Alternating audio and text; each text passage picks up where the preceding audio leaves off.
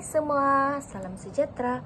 Hari ini saya akan menerangkan tentang analisis keutuhan wacana dalam artikel yang bertajuk Memahami Jenayah Cyber dalam Keselamatan Cyber di Malaysia, yaitu suatu pemerhatian terhadap pandangan sarjana dan intelektual yang ditulis oleh Nur Sarida Muhammad Fuad dan Ahmad Rizal bin Muhammad Yusof.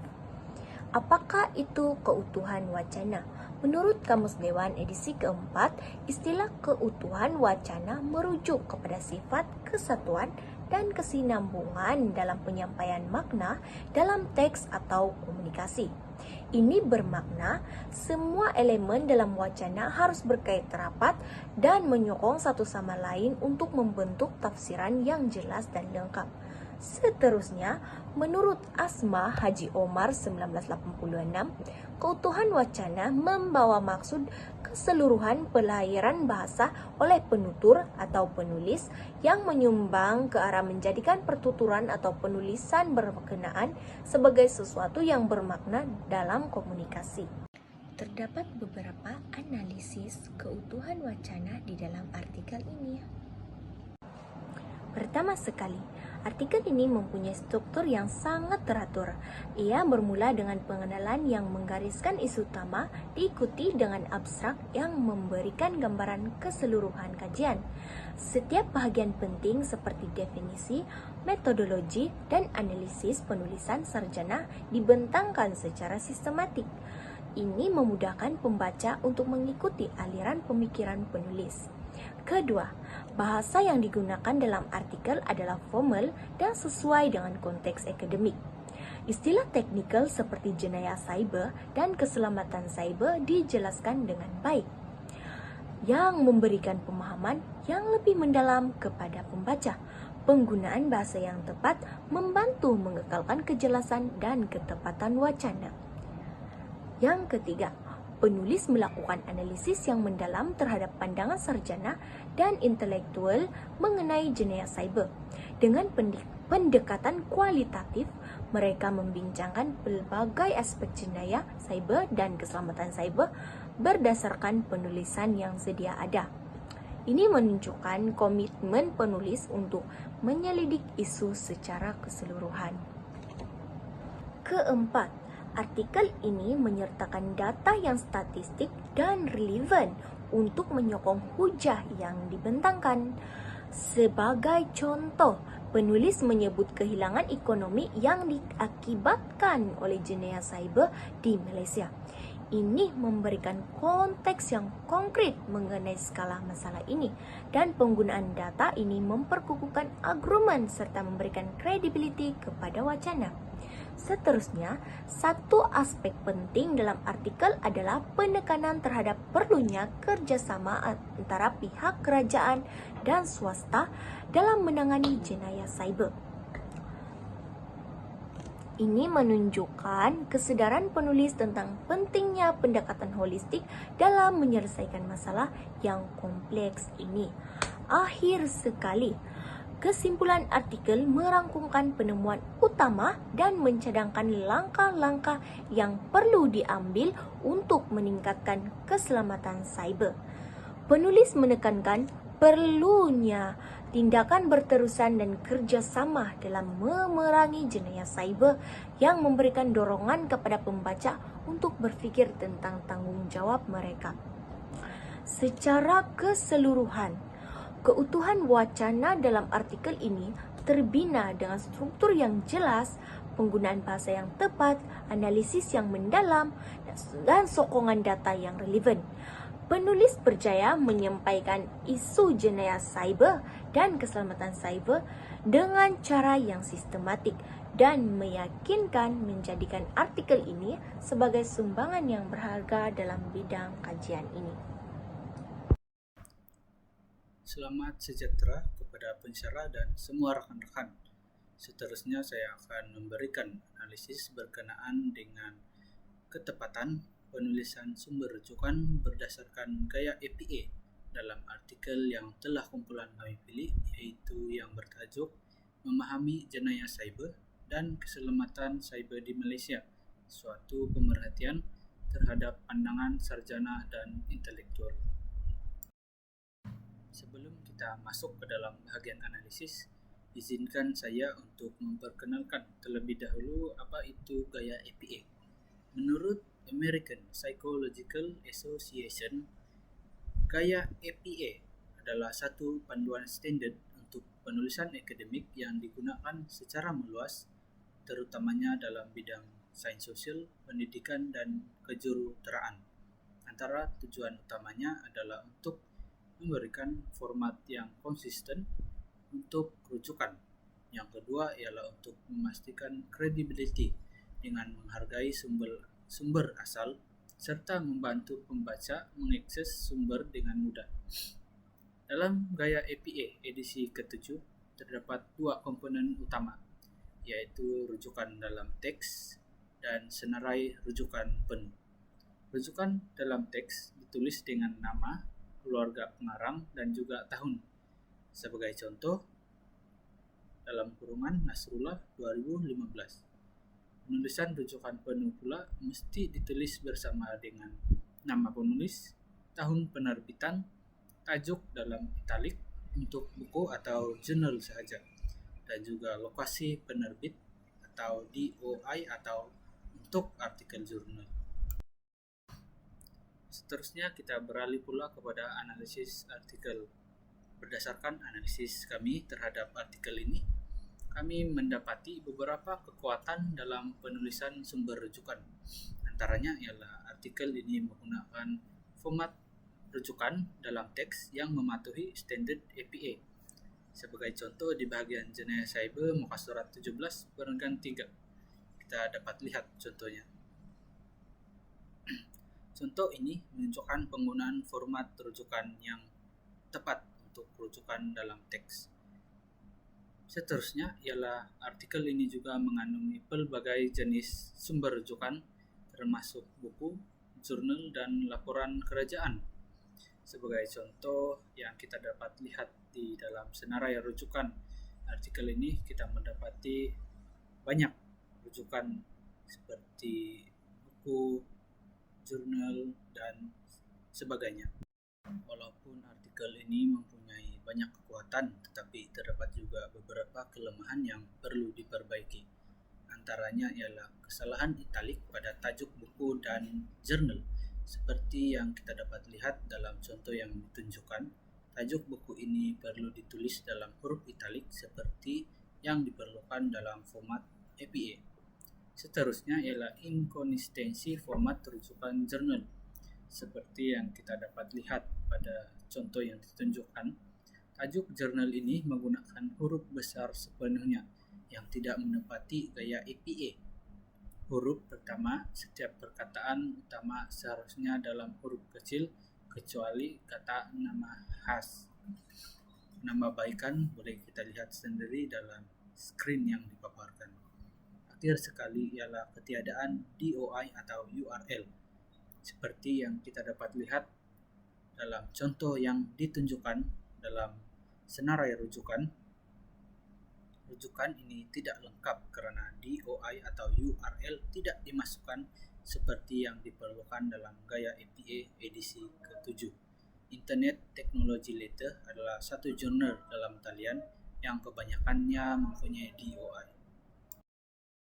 Berdasarkan analisis penuh yang saya telah buat terhadap artikel ini, terdapat beberapa penambahbaikan yang saya rasa sangat penting untuk diutamakan.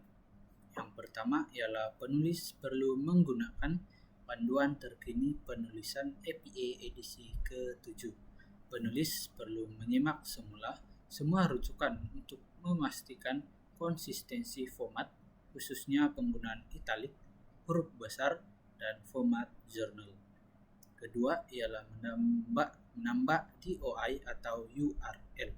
Pastikan semua rujukan jurnal dalam talian mengandungi DOI atau URL untuk memudahkan membaca mengakses sumber.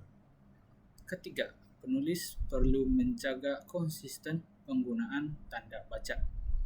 Penulis perlu menyimak semula penggunaan tanda baca seperti koma, titik, dan tanda kurung untuk memastikan semuanya mengikuti format APA.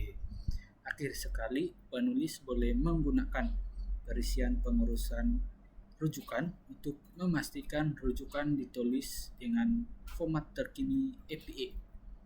Alat seperti Zotero atau Mendeley boleh membantu memastikan rujukan diformat dengan betul secara otomatis. Secara keseluruhan, artikel ini menunjukkan pemahaman yang baik terhadap gaya APA edisi ke-7, tetapi terdapat beberapa kesalahan kecil yang boleh diperbaiki. Dengan memperbaiki aspek seperti italic, doi, dan konsistensi format, artikel ini boleh mencapai tahap rujukan akademik yang lebih profesional dan dipercayai. Terima kasih. Seterusnya, mari kita beralih pula kepada aspek kejelasan dalam penulisan. Baiklah, apakah itu kejelasan dalam penulisan? Menurut data Dr. Awang Sarian 2015, kejelasan dalam penulisan memerlukan keselarasan dalam tata bahasa, kosakata, dan wacana. Penulisan yang jelas adalah penulisan yang tidak mengundang kekeliruan pembaca dan mencapai objektif komunikasi dengan lancar. Ia juga melibatkan struktur yang tersusun, bahasa yang jelas, dan penggunaan istilah yang tepat. Dalam aspek kejelasan dalam penulisan, saya akan menerangkan 4 elemen penting yang perlu dianalisis, yaitu aspek gaya penulisan formal, penulisan secara objektif, penulisan ayat yang jelas, serta perkembangan ayat secara logik, kohesif, dan koheren. Aspek pertama ialah analisis berkenaan gaya penulisan formal. Bahasa yang digunakan dalam jurnal ini adalah bahasa yang resmi dan akademik. Dalam penulisan jurnal ini, tidak ada penggunaan bahasa santai atau bahasa selanga. Misalnya, dalam penulisan definisi daripada jurnal tersebut, bahasa formal digunakan. Kita boleh lihat contoh seperti yang berikut. Ia berfungsi memberikan gambaran jelas dan menyeluruh tentang konsep keselamatan cyber. Baiklah, kita teruskan kepada aspek analisis penulisan secara objektif. Dalam penulisan artikel ini, penulis mengemukakan fakta dan bukti tanpa memasukkan pendapat pribadi. Penulisan bersifat neutral dan berfokus hanya pada isu yang dikaji sahaja. Penulis juga menggunakan bukti yang jelas untuk mengukuhkan kajian yang dilakukan. Misalnya, statistik dan contoh digunakan secara meluas untuk menyokong hujah, serta menjadikan perbincangan lebih konkret. Contoh ayat daripada jurnal adalah seperti yang ada dalam slide.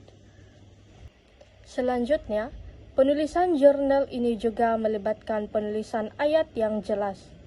Maksudnya di sini, ayat ditulis haruslah mempunyai struktur yang mudah difahami dan tidak mengelirukan. Di samping itu, setiap ayat mengandungi maklumat yang langsung dan padat. Penulis telah menyusun ayat dengan baik dan menggunakan penanda wacana seperti selain itu, namun begitu, dan oleh itu. Ini membantu pembaca memahami kesinambungan idea, dan salah satu contoh dalam penulisan adalah ayat seperti dalam slide yang berikut. Akhir sekali adalah analisis aspek perkembangan ide secara logik, kohesif, dan koheren. Dari segi logik, ide dibangunkan secara rasional dan sistematik, di mana setiap perenggan atau bahagian menyokong atau meneruskan perbincangan berdasarkan fakta atau sebab yang munasabab.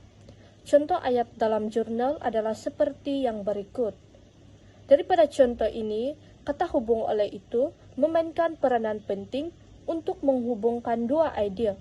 Satu adalah peningkatan jenayah cyber, dan yang kedua adalah langkah yang perlu diambil untuk menangani masalah tersebut. Penggunaan kata hubung ini menunjukkan hubungan yang rapat antara sebab dan cadangan yang diberikan. Seterusnya, kohesif merujuk kepada hubungan atau ikatan yang jelas antara ayat dan perenggan dalam sebuah tulisan. Saya ambil satu contoh ayat daripada jurnal seperti yang berikut. Dalam contoh ini, penggunaan kata hubung walau bagaimanapun menghubungkan dua idea bertentangan, yaitu manfaat teknologi, dan risiko jenayah cyber. Kata hubung ini memastikan peralihan antara kedua-dua ide berlaku dengan lancar, menjadikan teks lebih kohesif. Seterusnya, koheren merujuk kepada keselarasan atau kesinambungan logik yang ada dalam keseluruhan teks. Penulisan yang koheren memastikan bahwa semua perenggan saling berhubung dan membentuk satu keseluruhan yang jelas, tanpa sebarang kekeliruan. Contoh ayat daripada jurnal tersebut adalah seperti yang berikut. Contoh ini menunjukkan kesinambungan ide dari pernyataan fakta, yaitu peningkatan kes jenayah cyber, kepada cadangan langkah penyelesaian, yaitu kesedaran masyarakat melalui pendidikan. Hubungan antara perenggan pertama dan yang seterusnya jelas dan mudah dipahami, menjadikan teks ini lebih koheren. Di sini saya boleh simpulkan bahwa jurnal ini menunjukkan kualiti penulisan akademik yang baik dengan bahasa formal, objektif yang kukuh, dan struktur ide yang teratur. Walau bagaimanapun, kelemahan utama melibatkan ayat panjang yang mengurangkan kejelasan, kekurangan penjelasan istilah teknikal, dan penghubung yang kadangkala kurang lancar. Oleh itu, terdapat beberapa cadangan penambahbaikan yang saya telah analisis. Pertama, menggunakan ayat pendek atau sederhana untuk memastikan kejelasan, terutamanya dalam perbincangan konsep kompleks. Seterusnya, menggunakan lebih banyak ayat penghubung untuk melicinkan peralihan antara bahagian kepada bahagian yang seterusnya. Dan akhir sekali, menyertakan penjelasan ringkas istilah teknikal untuk memudahkan pemahaman pembaca. Terima kasih.